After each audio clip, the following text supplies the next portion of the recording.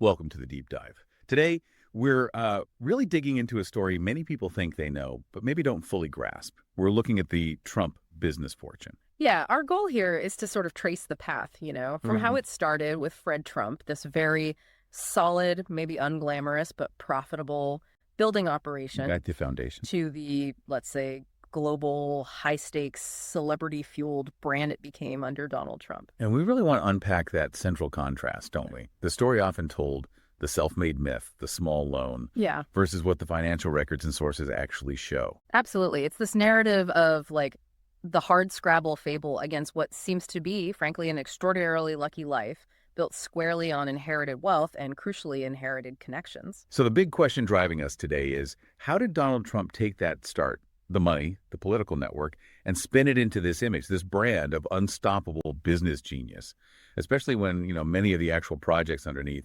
faced, serious financial trouble? It's almost a masterclass in how perception management can become the primary asset.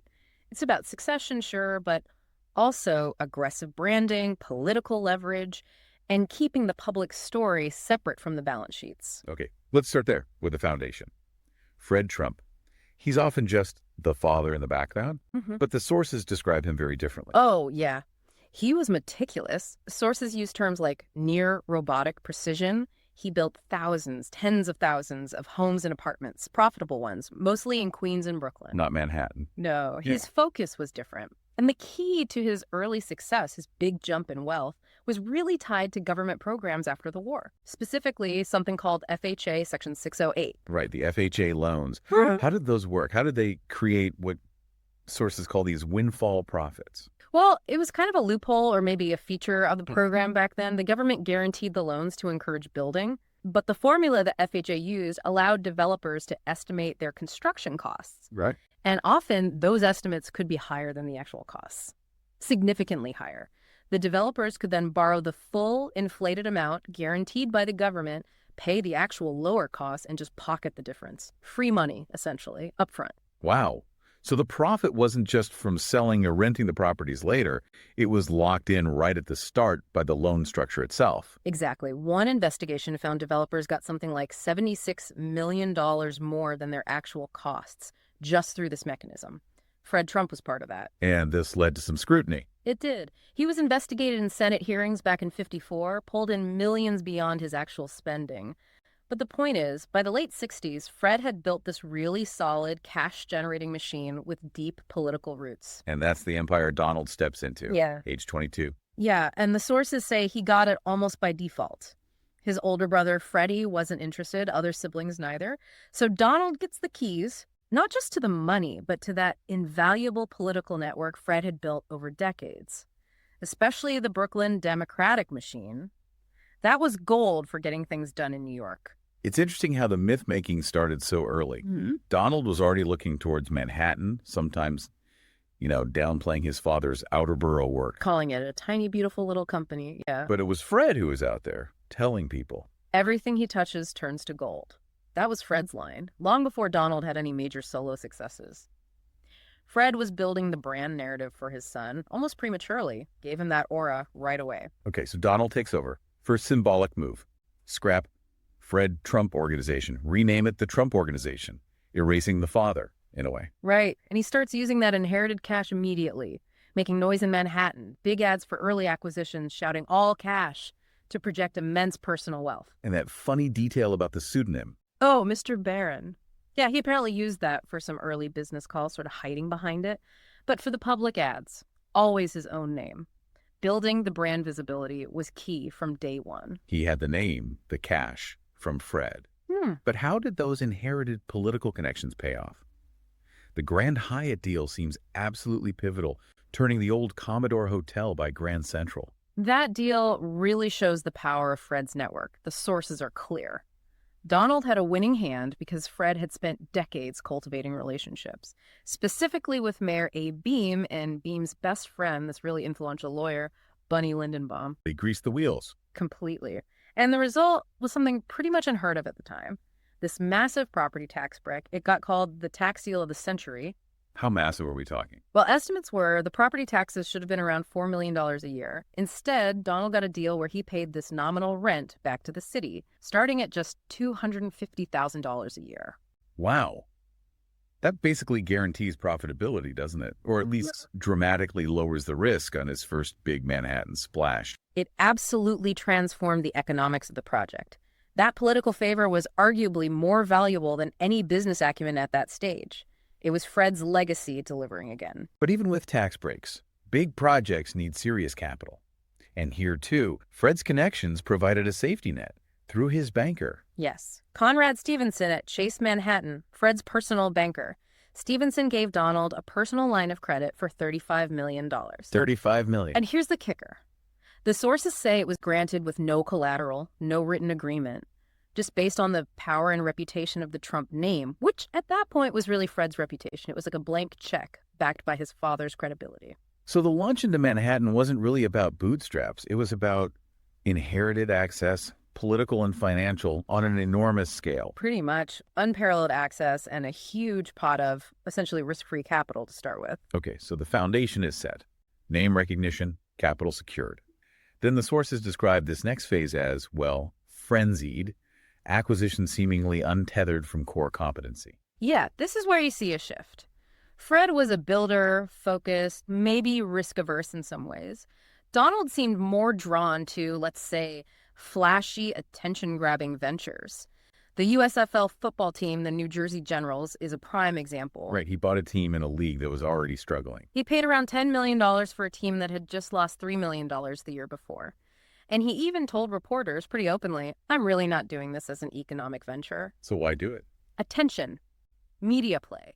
He made headlines vowing to sign star players like Lawrence Taylor, but then he made this huge strategic push To move the league's schedule. Yeah, move it from the spring to the fall, directly competing with the NFL, which was, dominant on 3 networks. It was a terrible business decision from a sustainability perspective. But great for getting his name out there. Exactly. Prioritizing headlines over strategy.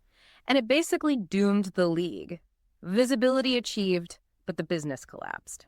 And that pattern of high risk, high leverage, maybe financially questionable moves, that seems to really define the Atlantic City casino era. The debt was just astronomical. Oh, completely. You look at the Taj Mahal Casino. Just the interest payments on the debt were over $1 million every single day, before paying staff, keeping the lights on, anything. It was built on a mountain of borrowed money. A debt vortex, as you called it earlier. Yeah.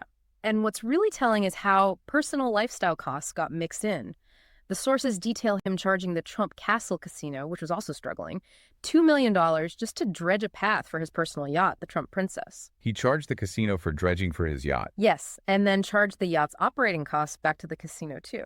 It suggests a mindset where the corporate debt wasn't just for business investment, it was also subsidizing a very lavish personal image. So incredible spending, huge risks, but somehow the image of success persisted. How? This brings us to the really crucial financial engineering part of the story, doesn't it? The losses. This is key to understanding the whole picture. Despite the outward glamour, the underlying businesses were often hemorrhaging money. The tax records obtained by investigators show that from 1985 through 1994, Donald Trump reported business losses totaling over $1.1 billion. $1 billion. Yeah. That's failure on a colossal scale. It is. But here's the financial twist. Those enormous losses created something incredibly valuable on paper, a net operating loss, or NOL. Okay, break that down. NOL. Basically, if your businesses lose a huge amount of money one year, tax law allows you to use that loss to offset profits in future years.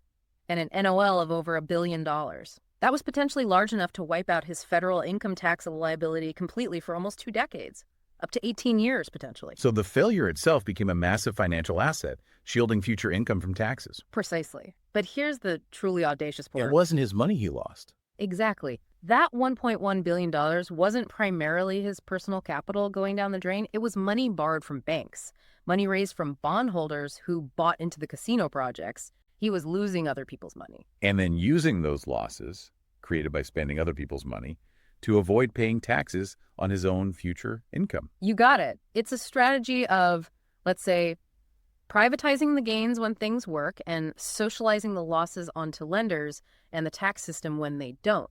Financially strategic, maybe, but ethically complex. And this connects to another strategy. The sources highlight what they call the valuation double game, playing different numbers with the same assets. Yeah, this wasn't just about minimizing taxes here or there. This was systemic, consistently telling one story to the tax authorities and a completely different story to lenders, partners, or the public. So low values for the IRS. Right. For example, when valuing buildings inherited from Fred's estate for tax purposes, they might claim a value of, say, $13.2 million. Keeps the estate tax bill down. But then, when preparing to sell those exact same buildings to tenants, or maybe use them as collateral for loans, suddenly they're valued much, much higher. In one instance cited, the same buildings valued at $13 million for the IRS were simultaneously valued at over $90 million for potential sale. Wow. That's not just tweaking numbers, that's a completely different reality depending on who's asking. It's walking a very fine line, keeping tax burdens low while projecting maximum worth to the public and financial institutions. It's all part of managing that perception, protecting the capital while inflating the image. Which feels like the perfect setup for the next big transformation, The Apprentice. This seems like the moment the brand truly overtook the underlying business reality. Oh, completely. The show, starting in 2003, was a game changer, financially, psychologically, everything. And it's crucial to understand what the show's creators themselves said. What was that? Mark Burnett, the producer, NBC executives, they were quite open about it. They said they were casting an actor, that Trump was playing a part. They essentially edited together this persona of the ultimate, decisive, successful businessman, a persona the sources stress was never real per se, based on his actual track record up to that point. So the show created the image more than it reflected it. Absolutely. And it fundamentally shifted the Trump organization's core product. It wasn't really about building expertise anymore. It became about licensing the 5 letters, TRUMP. That name, supercharged by the show, became the main commodity. And the money followed. Big time. He reportedly earned over $400 million directly from the show and all the associated deals licensing his name for mattresses, steaks, seminars, everything.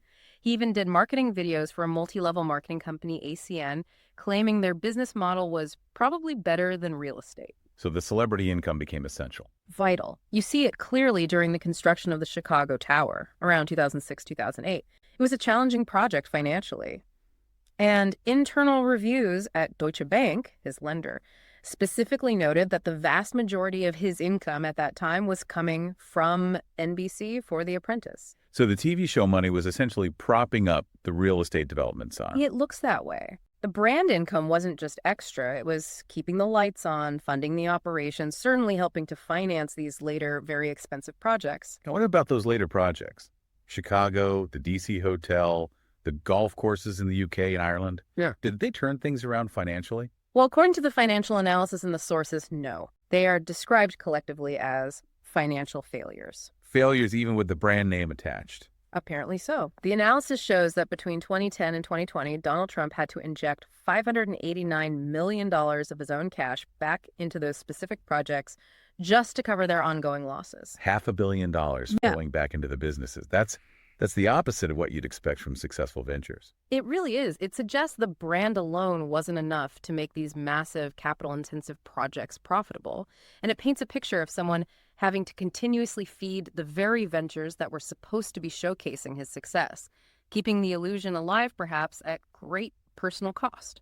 So when you step back and look at the whole arc, what's the picture that emerges for you, for the listener? I think it's a story of inheriting a very solid, functional foundation, then leveraging truly unique political access to get sweetheart deals that weren't available to others, followed by a period of aggressive, debt-fueled expansion into often questionable ventures. Leading to massive losses. Huge losses, yes, which were then ingeniously used to shield future income from taxes. And finally, the ultimate pivot, transforming into a media celebrity whose primary income stream became the licensing of his name, a name whose value was based on a carefully constructed TV-enhanced image of success that often didn't match the underlying financial reality of the actual businesses. And protecting that image, that brand value, became paramount. The sources mention him constantly waging war on the fact-based world. Yes. Attacking reporters, financial analysts, government officials, anyone who presented facts or numbers that contradicted the narrative of overwhelming success. If the brand is your main asset, you can't let inconvenient facts devalue it. Defending the illusion becomes a core business strategy. It's a fascinating dynamic. His father's actual profitable empire was eventually valued by bidders at close to $1 billion, a huge sum built over decades. A tangible, functioning business. Right. Yet Donald Trump spent his career convincing the world that the success, the fortune, was primarily his creation, his unique genius, not built on that inherited base. The narrative was key. So the final thought we want to leave you, the listener, with is this. What does it mean for business, maybe even for politics or culture, when the story you tell, the charisma, the narrative becomes more valuable, more liquid, more powerful than the actual performance or the underlying assets? It's a question that seems more relevant than ever, looking back at this particular financial journey.